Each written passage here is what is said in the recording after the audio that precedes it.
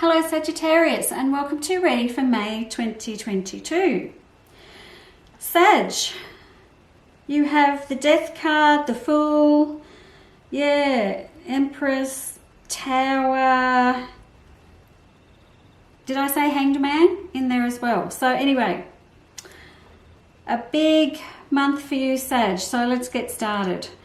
The Hanged Man is the first card of the month. So look out, there's changes coming at the very start of May, and I actually quite like them. I've got my Temperance card touching it. So what it's going to do for you is bring you the changes that are going to set you on a different path, or onto the path that you're supposed to be on. I want you to trust the process of this change, because the Hanged Man, it does mean things are taking a 180. Your life is going to turn upside down a little bit, but the cards around it are really good. So I've got my Temperance, my Fool, and the Death card. So what we're going to do is we're going to roll with these changes, see what they bring, and I think what's going to happen is everything's going to turn out really well, even though you do seem to be worrying about it. I mean, we do all worry when change comes along, but I feel like they're good changes. So when you get challenged with that, I want you to just say to yourself, okay, changes are coming, I'm going to roll with them, make it easy for myself, and it will all work out okay. So Sag, other things going on here. Now, apart from that happening at the start of the month, then I've got some more drama sort of towards the end of the month.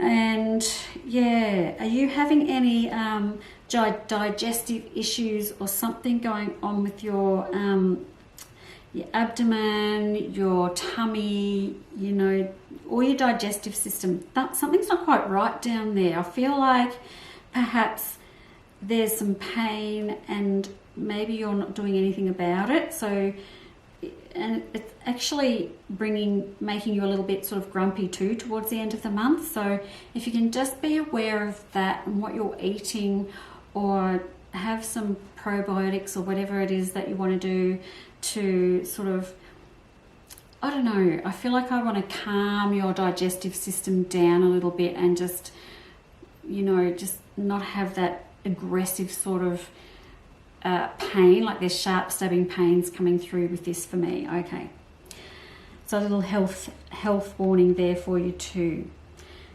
I think I may have talked to you about the Queen of Swords in a spread prior.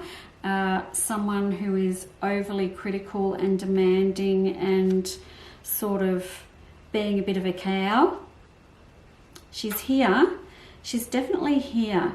And I've got it coming to a point here where you're getting a little bit overwhelmed by the situation. So I'm just trying to figure out what this is about, or what it's attached to, what situation it's attached to. I do have some Pentacle cards attached to this, so I'm going to have to assume it's probably more of a work situation.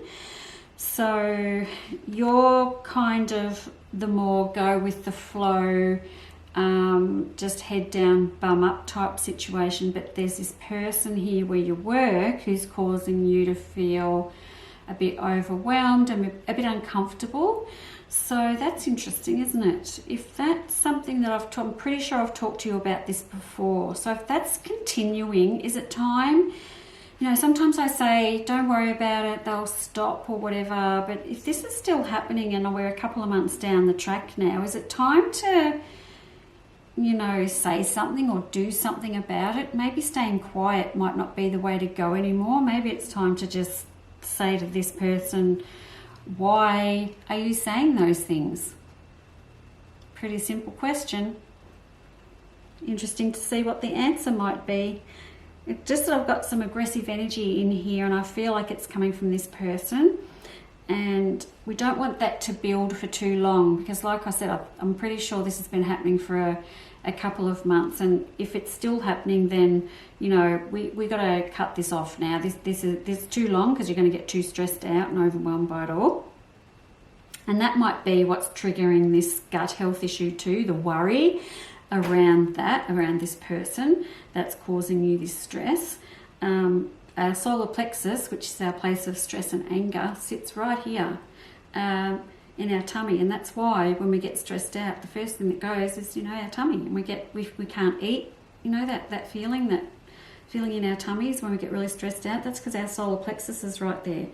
So time to get that under control. So always when something's going on with our body, I like to think about what is it that's connected to that part of the body, and why am I physically having these symptoms? So what is causing those physical symptoms to happen? What emotionally or what externally is happening to make that present in that way? And it usually all makes sense when you put it together. Okay, enough of that. So the end of the month, though, is extraordinarily good for you, Sag. I've got abundance. I've got feeling like there's just this sense of I have everything I want and need in my life, and I don't need anything else. Everything is gorgeous. Everything is great. I feel content. I feel fulfilled, and I'm just really happy. So I love that. You know, I am picking and poking at things that are going a little bit awry, but I feel like the overall context of May for you is that it's a good month. It's going to be, you're going to feel at peace.